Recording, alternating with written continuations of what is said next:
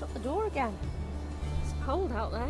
Hi, welcome back to the channel. My name's Claire and this is my box of goodies. I'm going to take my coat off because as much as it's cold outside, it's currently reading 22.5 degrees in here, so I'll enjoy the early summer, late spring vibes that the polytunnel feels. This is from Sutton's. I have season strawberries there, so 3 early, 3 late and 3 mid-season strawberries, and then I have autumn and summer raspberry canes. So that's a job for today, is to get the raspberry canes planted. I'm going to have some of the strawberry bushes, but most of them are going to my sister. We went to the garden centre yesterday and apparently I have absolutely no self-control and I now have a box of more bulbs. I did buy some veggies as well though. This is just another bag of, it's only 6 shallots, a different variety than the ones that we've planted. I think it was Jerome that we planted, and these are Griselle. I'm going to put these in little troughs, probably put them outside here somewhere. Well, they might be in here over winter. Jessie grows hers in tubs from plot 37, so I thought I'd give that a go. I don't want to net another bed up just for some shallots. So they're going in, and then they also had these, so I've bought 4 packs of these, so that's 8 asparagus crowns. The variety of these is Gingelim, I can't pronounce it, Gingelim F1, no idea. They are for autumn planting. I will buy a different variety and plant some more in spring, but it was just having seen them and they weren't a bad price, I thought it gives me something to do, doesn't it? So I'm going to plant those. And then this is the box of bulbs. I'm not quite sure why I brought it across, because most of these are probably going in the garden and up the top of our driveway, not necessarily in the plot. I will have a few, I suppose, because I can't resist. But yeah, I'll overlay now a little video where I sort of scroll through and show what we did actually buy. And I have a lot more coming from Farmer Gracie, and that's in the garden with Eli and Kate's fault, because she put up a discount code or put a notification up of Farmer Gracie having a discount. And then this is recycling at its best, isn't it? Hubby broke a spade the other day and he was going to throw this away when he got a new spade handle, and I was like, no, big dibber. So for the garden. It's so windy that I've decided I'm going to hide in the polytunnel. So I'm going to get these 2 troughs here that are by the side of the greenhouse. They had radishes in. Apparently I grew a watering can as well. I'm going to put the shallots in these, and I'm going to put them in the polytunnel.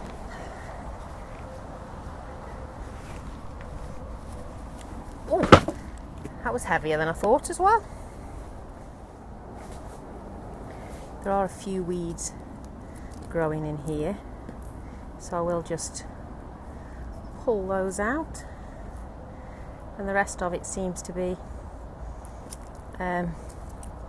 stuff off of the tree.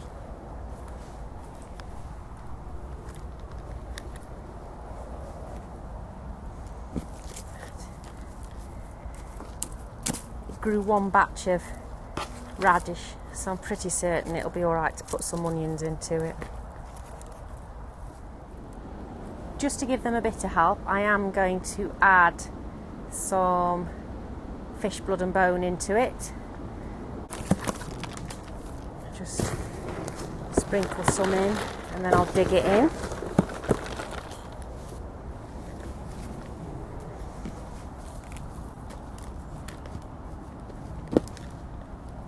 Just sort of replenish it a little bit. As I say, it did only have radishes in, but these are going to be in for a bit longer, aren't they? The shallots variety.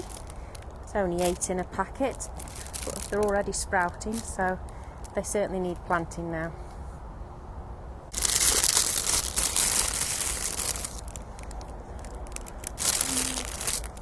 Oh, that's only a titchy one. There's only 6 actually. So there's 2 big ones and then 3 tiny ones. I'll just tip them out. Actually, I've got 7. It's supposed to be 6, but I've got 7. So I was thinking of staggering them a little bit to give them a bit more room. So like that. And I know that puts 4 on one side and 3 on the other, but I have got the bigger 3 on the other side.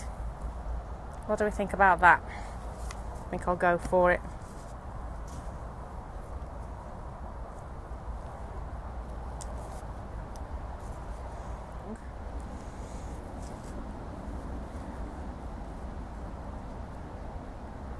I'll leave that one poking because it is already there.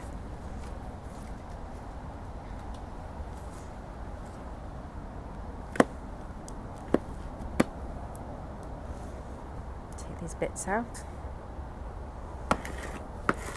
I will give them a water, even though the rain well watered the trough yesterday. Right, I'm going to put it at the bottom of the lettuce.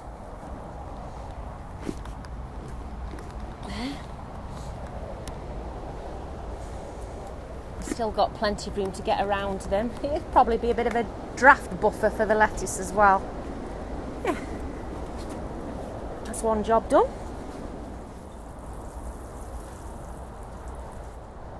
I'm sure the eagle-eyed amongst you will have noticed that the chard haven't particularly liked being transplanted. So I have taken the outer leaves off and they do seem a bit happier now, so we'll see what happens. Having minor regrets about moving them at the moment. But what is exciting is, I don't know if you can see, and here again, the garlic is just starting to come up that I've planted in here. I wondered if any of you were interested still in the curious case of me trying to grow Thai basil at the wrong time of year. I kind of now think that when the seed packet said you could sow it all year round, it didn't specify where, so it probably meant to sow it indoors, meaning in the house on the kitchen windowsill.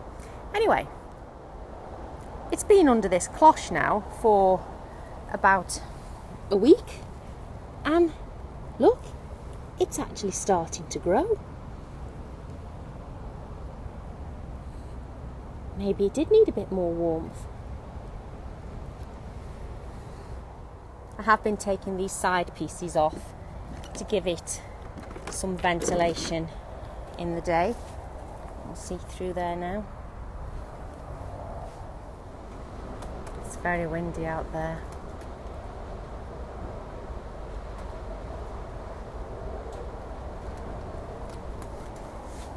I'm not worried about the polytunnel though. It's doing okay. As you can see, it's quite tight, the plastic, so it's not flapping about at all. That's just a shadow of the tree. Don't think I need my hat on in the polytunnel. While I'm in here, I just want to show you my overwintering peas. These are meteor peas.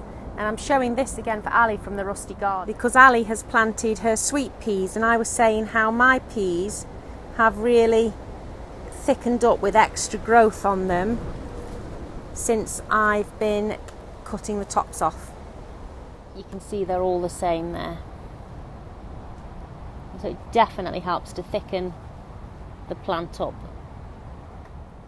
Mine were planted on the 16th of September. God, that long ago? It doesn't seem that long ago. So 16th of September I planted these in seed modules, and I potted them on into these. Hadn't decided whether I was going to leave them in the polytunnel over winter or put them outside, which is why I chose to put them in some decent sized pots. So I think I might just leave them in here now and transplant them early spring. I've got my coat back on and my hat. I'm going to plant these bare root strawberries now. These are Florence. These are the late fruiting strawberries. I said that right, late fruiting strawberries. I think I have some earlies and ever bearing ones in my patch, so I'm just going to add these in as well. Unfortunately, it's too windy for tripods. And yes, we still have the Velcro fastener on the door. So this is my strawberry bed, and I have got some around the base of the grapevine as well. So I might plant, I think there's only 3 here, I might plant those around the grapevine and leave those ones to do their multiplying next year, because I was really pleased with those anyway.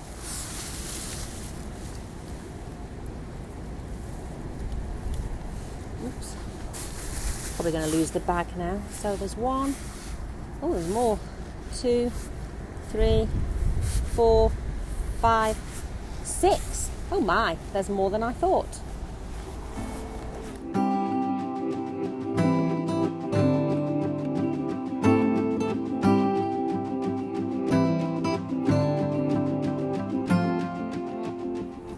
Look at that. How very dare there be weeds growing in here. Oh, I don't think I can dig them out with this. Oh no, it's coming. I think there's a root. Oh, how did I miss that? Look at that, a whole root of a dock. Oh, sack the gardener for missing that. Absolutely sack the gardener.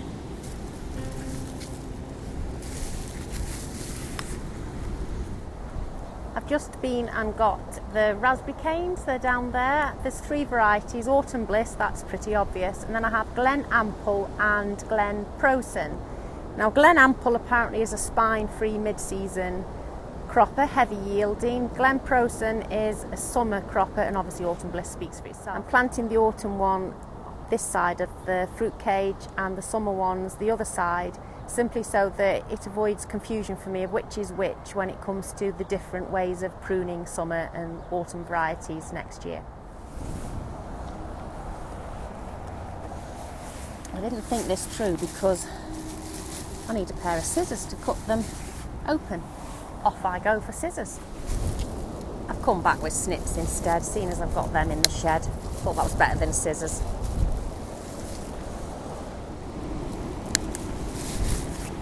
Ooh, it is windy. Let's see, which ones are you? Autumn Bliss. So these 3 canes are going down this side.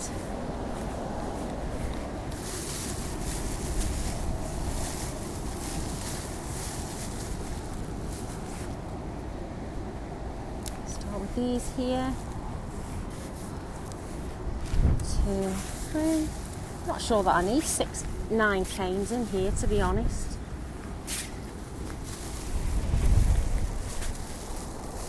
Could just have 1 of this one in the middle.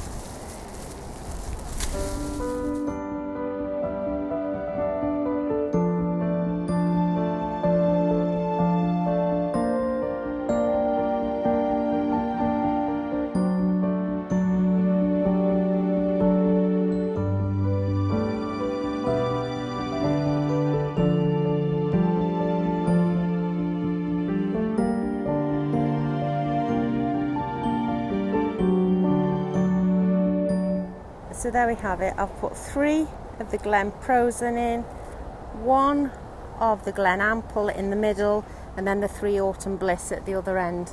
There really wasn't enough room for 9 canes there. I don't know if it came across on the video, but I'm really quite shocked at how wet the ground is here. We have just had this obviously unbelievable run of wet weather, because I don't think I've ever seen our fields as wet as they are right now. Let's hope December's better, and 2024 of course.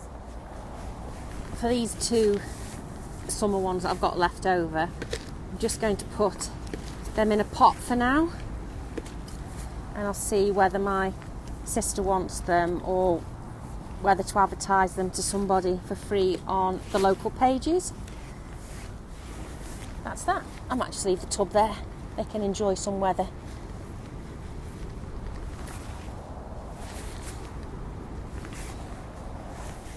I think this means the fruit cage is finished now.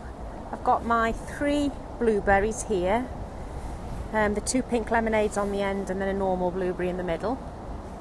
The seasoned long raspberry canes. Obviously the 2 spare you've just seen me pot up as well.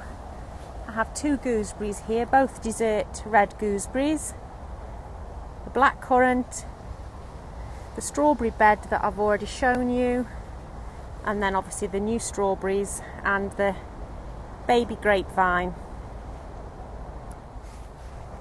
Apart from trying to grow melons next year in the polytunnel, I think that's it then for fruit. Yeah, feels quite good actually to get something ticked off as being completed, so I'm quite pleased with that. back in the polytunnel now. I think before I go in the house and actually admit defeat on what a rubbish day it is weather-wise for planting, I'm just going to take these 2 packets of, it says Charlotte Bishops. I don't really know what they are. Can't pronounce that. And I can pronounce crocus, and these orange crocuses. And I'm just going to plant these around the little mini planters that have the fruit trees, and I think they'll be quite nice, just a few of those under the bottom of those fruit trees. I'm not going to plant any more bulbs in the fruit trees in the meadow section because there's just so much water there. I'm worried that what I've already planted is probably going to rot in the ground, to be fair, including the trees. I'm really quite concerned. But these will be safe in the planters raised up, so just shove a couple in. These orange crocuses are absolutely spectacular, aren't they? Looking forward to seeing them coming up. So I'm going to put the orange crocuses in this one.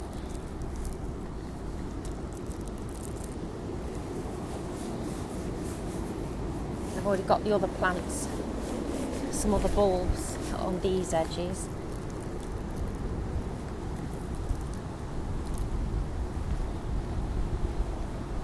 So this is under the apple tree. That's that one done. Obviously this one is full of bulbs already. This one's going to have the Charlotte Bishops in it.